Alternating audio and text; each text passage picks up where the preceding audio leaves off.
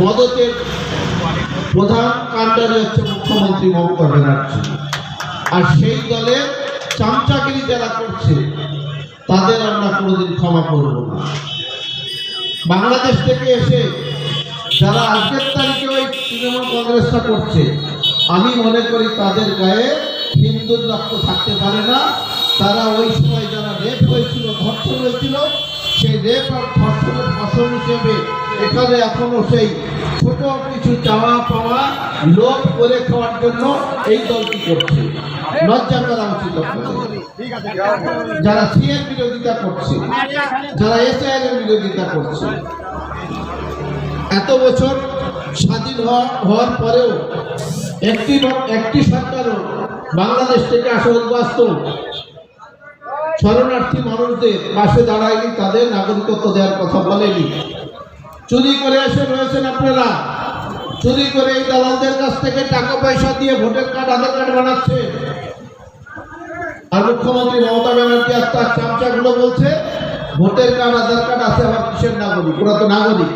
আর যদি সেটাই হবে, এই টিএমসি দালালদের বলছি, এই ডিআইবি যখন বিভিন্ন সময় পাসপোর্টের সময় এবং চাকরি, কারো যদি চাকরি হয় তার এনওসি নেওয়ার সময় বা ডিআইবি করার সময় 71 সালের আগের দলিল নিয়ে আসো, নাহলে এক কোটি টাকা নিয়ে আসো, নাহলে হবে না। তখন এই তৃণমূল নেতাদের এবং মুখ্যমন্ত্রী মমতা ব্যানার্জির মুখে জুতো পিটা করতে হয়। ভোটার অধিকার যদি সব হয়ে যাবে, একটা ভোটার কার্ড, তাহলে এগুলো কেন চাইছে? কেন তার প্রশাসন এগুলো চাইছে? সে তো প্রশাসন স্বরাষ্ট্রমন্ত্রী এই বাংলা, কেন সেটা দেখছে না? প্রতিদিন আমাদের এই বিষয় নিয়ে ডিআইবিকে কোনো না কোনো রিকোয়েস্ট করতে হচ্ছে, নাজেহাল করে দিচ্ছে বাংলাদেশ থেকে আসা মানুষদের। এটা কেন হবে? আর যারা এই উদ্বাস্তু এবং মধ্য সমাজের মানুষদের ভালোর জন্য সিএএ পাস করে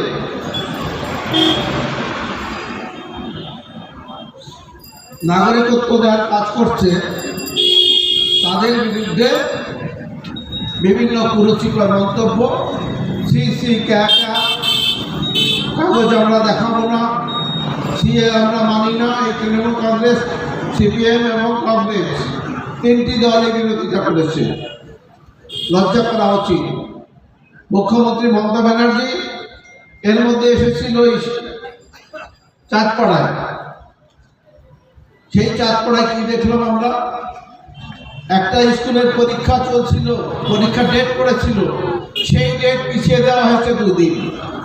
সে কত বড় শিক্ষাবিদ আমি জানি না, ওর থেকে মূর্খ থাকা ভালো।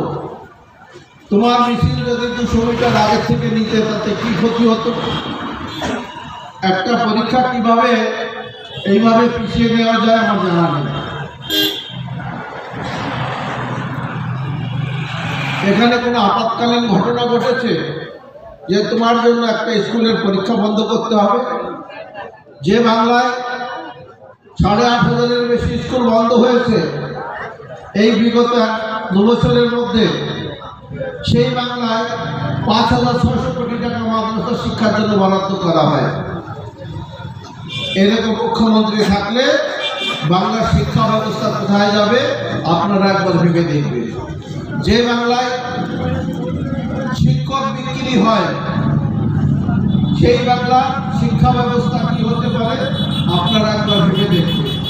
যে বাংলায় রবীন্দ্রনাথ ঠাকুর, স্বামী বিবেকানন্দের মতো মানুষের জন্ম, সেই বাংলায় মুখ্যমন্ত্রী মমতা ব্যানার্জি প্রত্যেকটি সভায়, প্রত্যেকটি জায়গায় মুসলিমদের তোষণ করতে করতে হিজাব পরে আরো কত না কিছু করে বেড়ায়, আমাদের জানা নেই সেগুলো।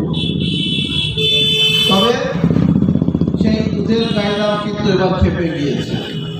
দুধের গায়েরাও ছাটি মারা শুরু করেছে। মুখ্যমন্ত্রী মমতা ব্যানার্জি, তোমার যাওয়ার পালা, তোমার বিদায়ের পালা শুরু হয়ে গেছে। তোমার এই ছোট্ট ভাই বোনেরা যারা আছে তাদের উদ্দেশ্যে বলছি, এবং তুমিও সাবধান করে দিও, যাতে তারা সাবধানতা অবলম্বন করে। বাংলার মানুষ খেপে গিয়েছে, বাংলার জনতা খেপে গিয়েছে। যে যেভাবে পারে যুদ্ধ ছাটা পিটা করে তাদের সোজা করবে আগামী দিনে। আর এই বাংলার মানুষ দেখবে মুখ্যমন্ত্রীকেও সেটাকে সহ্য করতে হবে। এই বাংলায় বিগত 5 বছর 6 বছরের মধ্যে 2021-এর পরে 200-র বেশি রাজনৈতিক খুন করা হয়েছে। গদির এত নেশা, রক্ত পিছে সে মহিলা, গদির নেশা। মানুষ যদি চায় তবেই গদিতে বসা উচিত। এর খেসারত মুখ্যমন্ত্রী মমতা ব্যানার্জিকে দিতেই হবে।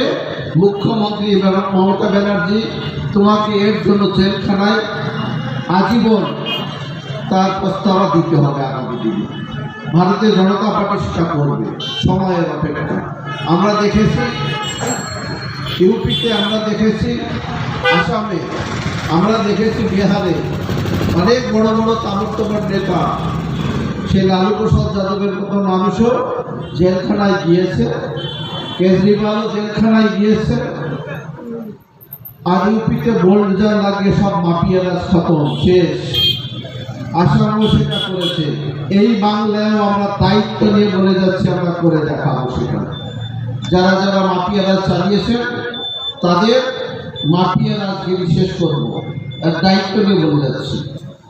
আমি সাধারণ মানুষদের উদ্দেশ্যে বলবো, যারা সিএ অ্যাপ্লাই করেননি, যারা বাংলাদেশ থেকে উদ্বাস্তু এবং শরণার্থী এসছেন, তারা অবশ্যই সিএতে অ্যাপ্লিকেশন করবেন। আপনাদের পাশে ভারতীয় জনতা পার্টি আছে, ভারত সরকার আছে।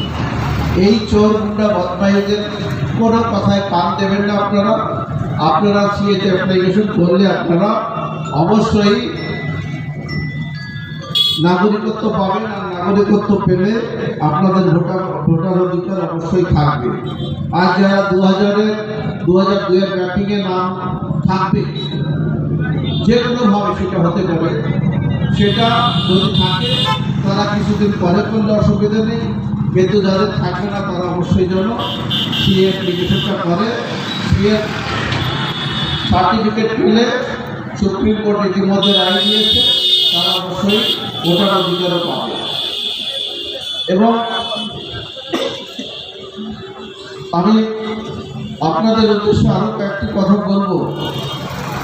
আমাদের বাংলায় যে এসআইআর নিয়ে বিভিন্ন ভূতে তৃণমূলের নেতারা ভুল বুঝিয়েছিল, কাগজ আমরা দেখাবো না, আপনারা সকলেই সহযোগিতা করে ফর্ম নিয়ে সেটা ফিল আপ করেছেন। কিন্তু আপনার পাড়ায় আপনার বাড়ির পাশে যদি অসঙ্গতি কোনো ব্যক্তি বাইরের থেকে এসেছে, ইদানি হিন্দু হলে আমি বলবো তাকে নিয়ে বেশি আপনারা সমস্যা করবেন না, তারা বিপদে পড়ে এসেছে। যদি কোনো মুসলিম আশেপাশে এসে থাকে, এরকম বিভিন্ন জায়গায় আসছে, নতুন নতুন নাম দেখা যায়। এই এলাকায় যদিও মনে হয় না থাকার কথা, যদি থেকে থাকে তাকে চিহ্নিত করে বিএলওকে জানাবেন বা বিডিওকে জানাবেন বা ভারতীয় জনতা পার্টির প্রতিনিধিদের জানাবেন, সে যেন ভোটার লিস্টে নাম না থাকে। আগামী দিন ভারতীয় জনতা পার্টি আপনাদের দরবারে আবার নির্বাচনের আগে সকলে মিলে আসবে। আপনারা একটিবার ভারতীয় জনতা পার্টিকে এই বাংলার ক্ষমতায় নিয়ে আসবেন, এই আশা আপনাদের কাছে রাখি। এই বাংলায় ভারতীয় জনতা পার্টি একমাত্র পারে 7.5 লক্ষ কোটি টাকার ঋণ মিটিয়ে শিল্প কলকারখানা তৈরি করে বাংলার মানুষকে কর্মসংস্থান দিতে। তাছাড়া কোনো দল পারবে না। এটা আমরা এতদিন ধরে দেখে নিয়েছি, 34 বছরও দেখলাম, তার আগে কংগ্রেসকে দেখলাম, এর এই 15 বছরে দিদিমণিকেও দেখে নিয়েছি। আমরা চোরকে তাড়িয়ে ডাকাতকে বসিয়েছি, এবার ডাকাতকে তাড়িয়ে আবার ডাকাতের উপরে কিছু যোগ করতে চাই না। এর জন্য রামরাজ্য করতে গেলে ভারতীয় জনতা পার্টিকে অবশ্যই দরকার। সকলে ভালো থাকবেন, সুস্থ থাকবেন।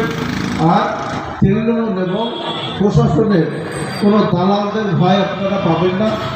একবার পথ পরিবর্তন ঘটলে এই দালালগুলোকে আপনারা খুঁজে পাবেন না।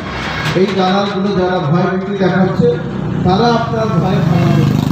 ধন্যবাদ জানিয়ে সংক্ষিপ্ত বক্তব্য শেষ করছি।